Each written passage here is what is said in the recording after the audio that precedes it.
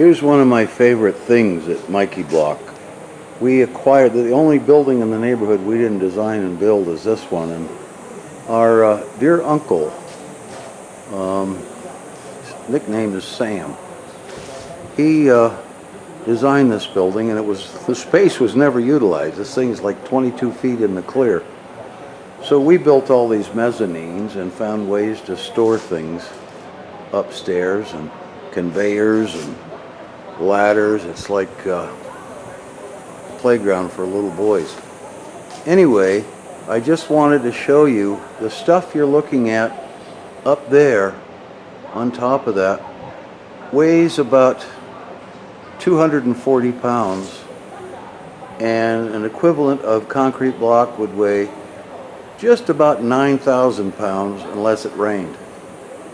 So it doesn't take long to figure out that it's a heck of a lot easier to deal with Mikey block and insulated forms than it would be concrete block. Unfortunately, when I had to cut all these channels in the floor for these conveyors and whatnot, we came along an ancient Tarahumara burial site. It was also filled with different miscellaneous and sundry, even a railroad artifact of sorts. So it's kind of interesting. But this is a high-tech piece of equipment. I think I paid $400 for it. I've replaced the batteries twice, and it served well for almost 20 years. So take her down, Virgil. Whoopsie, the other down. Down she comes. It makes this nice sound when it hits bottom. Clump. And there you have it. We store extra inventory up there, and every once in a while I like to rotate it and put new stuff up there. This is our backup inventory, but there's a lot of different kinds of stuff up there, different products and whatnot. Anyway, it's just another part of Mikey Block. And you can see oh goodness, oh goodness. Oh, there, that's better. Now I feel okay. Here's a project that I'm panelizing, and it's got, a few kind of weird corners and whatnot in it. In order to do it right and panelize it, put it together, I have to jump through a bunch of hoops and make a bunch of cuts. And then there's a lot of stuff that hits the floor. But here's the pieces I cut off, and I'm taking them and I'll glue them together, and they'll just go back into a wall somewhere, so everything's cool. Well, the first thing you want to think, the sky is falling, the sky is falling. We're going to fill our landfills with this stuff. But if it's processed and densified, it'll all fit. All of this pile will fit in 2 of those buckets. Amazing, isn't it? And what looks like a mountain is really a molehill. That whole pile of stuff weighs 73 pounds. And after it's processed, has a fair market value of maybe, $13. So I'm going to show you how we do stuff here, how we process. And first things first, I'm going to turn on this here fan. Came from an auto dealership where you bring the little tubes come over from service department to the cashier. Fan's on. Now I make my way over to this pile of stuff. First thing I turn on is the bug mill, which is that thing. Then I turn on the flail, which is that thing.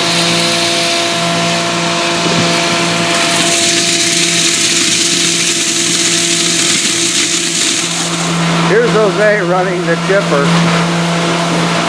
Pretty good pile of stuff. It won't take him about 10 minutes or so, maybe 12. product next week. These panels were poured day before yesterday, and we put them in pallets of 56 to a pallet. These are 1.5 by 25 by 48. These little guys we call pedestals, and you can coat them, you can use them to put potted plants on, or they get used for all different kinds of stuff. The stuff on the bottom here was created day before yesterday, and we put weight on it so it won't curl, because in this dry heat of ours, it'll want to curl. I'll take you down the street and show you where we make this stuff. Here's our mixing plant, and that goofy looking thing is our transfer trailer. I'll show you that.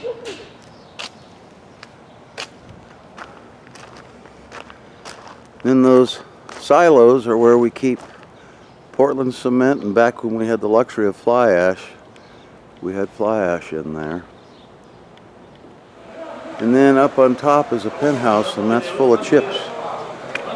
Here's what that recycling looks like after it's chipped. And it comes from up there, and as Elmer Fudd would say, it gravity feeds. And then we have a secondary grinder to get it right to where we want it. And then these boxes are measured volume, and they go into this mixer. It's a double ribbon mixer, and it has a reversible motor. And we've got a load cell on a scale, and so cement is augured in to the right amount. There's the load scale. And then for the product the guys are making now, we use these things. They're structural fibers. Really puts a little starch in the underwear of the product. Great tensile strength. And what they're making is some of our counter base material. And they're slip forming it. I'll wait till they get ready to go, and then I'll show you how they do it. It's not very scientific, it's just hard work. But Jose, the guy in the blue shirt right here, he's done about 1 million of these, so he's really good at it. We put a slip sheet on the bottom, a piece of foam. I cut it at 27 hundredths of an inch, so it ends up being about 22 hundredths of an inch thick. And what it does is, when you use this as a countertop substrate, or a countertop, it prevents gray stuff from falling onto Grandma's soup tureen. So now he's going to compact it a little bit. And again, there's no automation here, it's just work. But they can easily make two guys can make 120 of these panels in a day's time.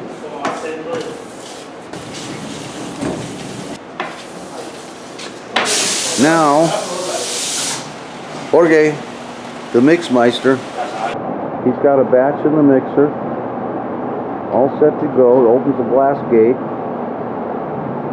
spreads it around, and you can see he keeps a pour log of everything that he does. Covers it up with a towel so it doesn't get dirty.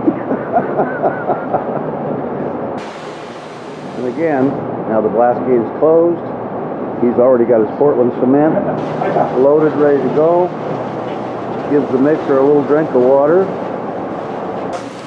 230 pounds of Portland and 18.5 gallons of water in a batch, and it makes about 11.5 of these panels. They've got it down pretty good. Then they go into these curing racks, kind of like baker's racks, and they could be taken out tomorrow, but that's a wee bit premature. And again, these boxes are measured volume, so we know exactly how many cubic feet. We make our forms out of foam, obviously, These are products that we make for a competitor. And then a lot of the stuff that we do is coffin molded. Here's some stuff that they haven't shook out yet. This is yard art. 6 of these make a circle for a tree well or whatever. And then these boxes, they're coffin molds to make 6 by 12 by 48 panels. Here's some of those elements that we make for Rastra, and they came out of those funny looking molds up there. And the beauty of making the molds out of foam is we'll get pretty good life expectancy, X number of pours out of them, and then when they're worn out, we grind them up, and guess where they go? Right back into the sourdough bread. Out here you can see more flat panels getting ready to go. That's all countertop material, 1.5 and 2.5 inches of thickness. There we have some yard art. And again, we make stuff for landscapers and who knows what. There's some of our foundation stuff. That turns over pretty quickly. All these pieces you see here were made in the last 10 days. And they'll be going somewhere here pretty soon. Now I'm going to try to show you how we make some of these products, or at least assemble them. And these gray panels, of course, are made in those coffin molds. And they're sliced up on a big bandsaw. That was the bargain of the century. I bought that bandsaw probably 20 years ago. Get some lights going. Ta-da! More lights, and then turn the air on. And all these little presses will stand up for inspection. All right, you guys, get up now. Get up. On your feet. All righty then. Okay. I've got 14 tables set up, ready to go. These 2 pieces will go be companions to the 2 that are already on there.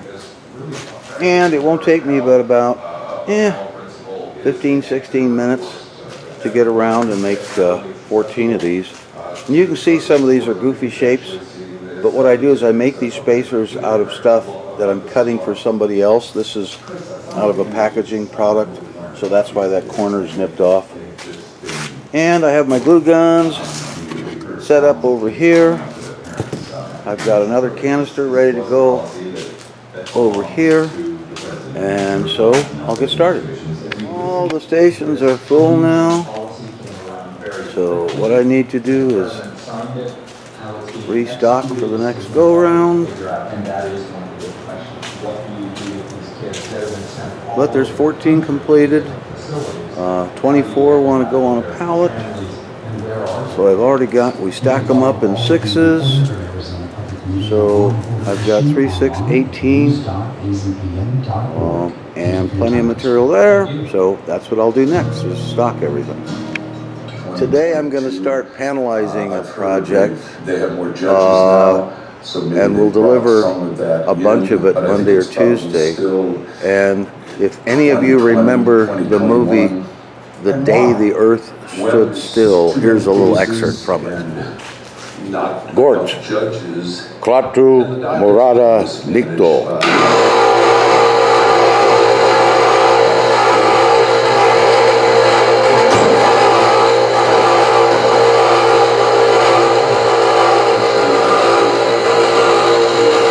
All kind of crazy, isn't it?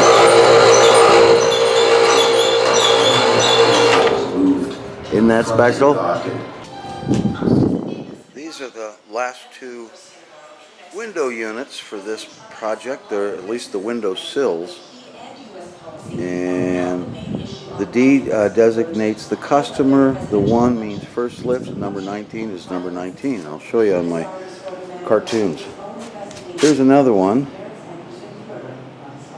Getting ready to put that 8-inch sill on, and you can see There's the first one I showed you, number 19, and it's got a little 0 there, and when I'm complete with it, I'll exit out. And then inside, I have two generic 9-footers, and I can do this like 4 or 5 times a day, make 4 or 5 panels each time. There's a couple I made earlier.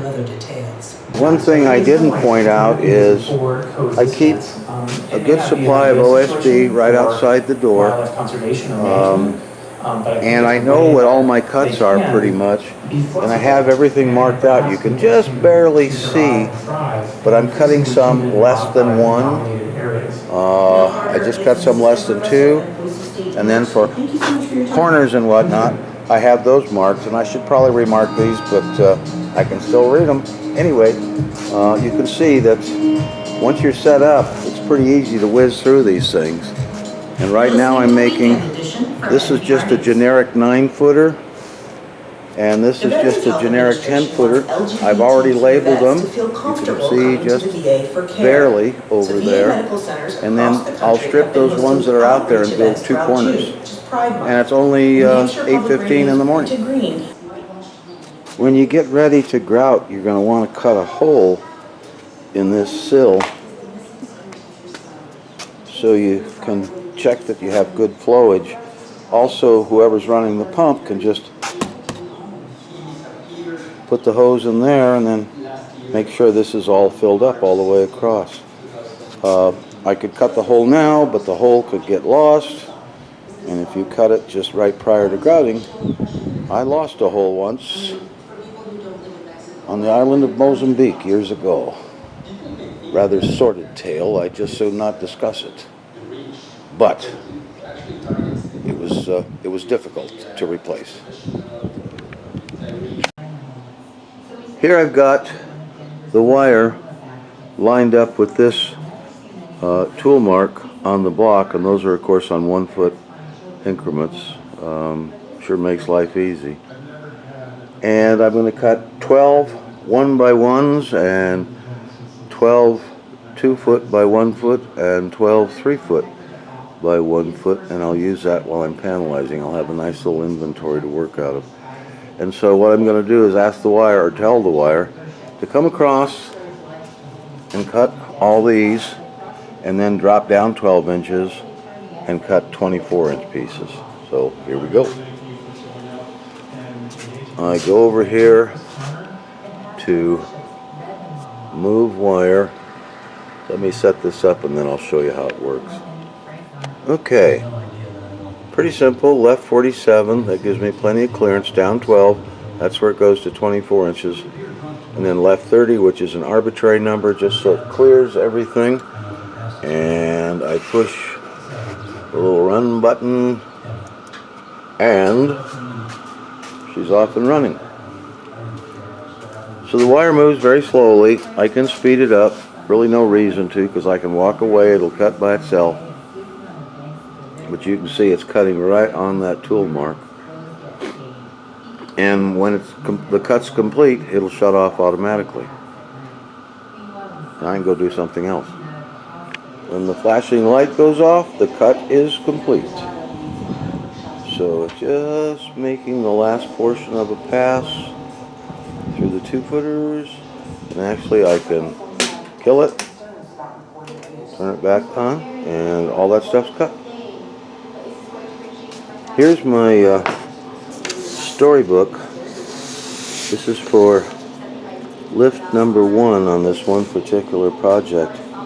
There's a total of 26 panels, and the ones with yellow are windows with sills. So I'm going to make those first, just to get them out of the way.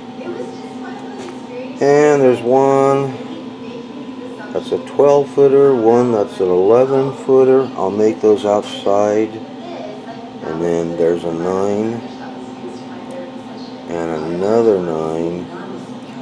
Number 10 and 12 are the same.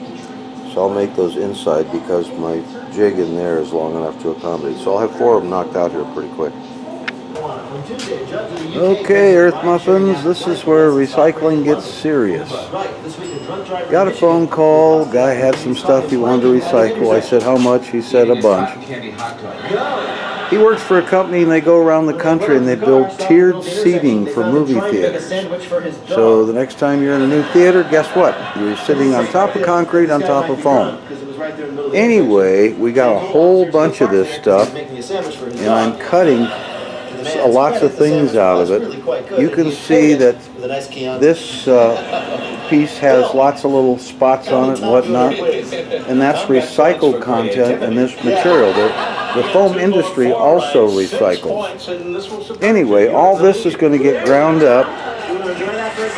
Those will get cut up into a product that I'm making for somebody. Here's more stuff that's going to get ground, and then I still have lots and lots and lots of big pieces, and you can see more in the trailer outside. But this is serious recycling. So A, it's not going in the landfill, any of it, and that's what he was going to do with it until he heard about us. And then I'll make product out of it, and then everything that runs through that grinder will come out and be sold in our local economy for all different kinds of things. So hope you enjoy it. It's what we do. There in the back, those funny looking round and rectangular things way in the back were made out of this same stuff, and that's packaging. Pretty cool.